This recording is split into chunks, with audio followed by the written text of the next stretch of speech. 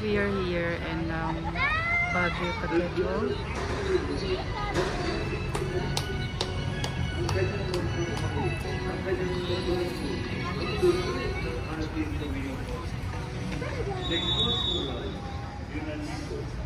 Filled with the blood of Jesus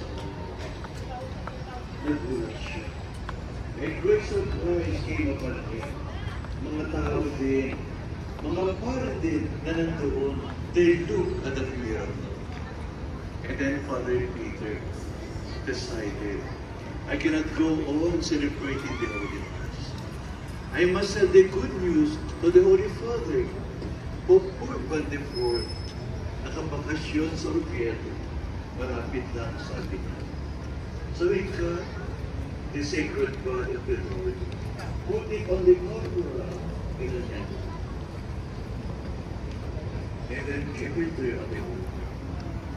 And then he went to them, Holy Father, something wonderful took place, the quench. Pope Urban IV was also a very holy pope. He prayed, reflected very hard around the meaning of that miracle.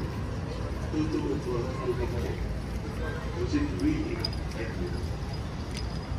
And then he told Father Peter, you go to Lucena and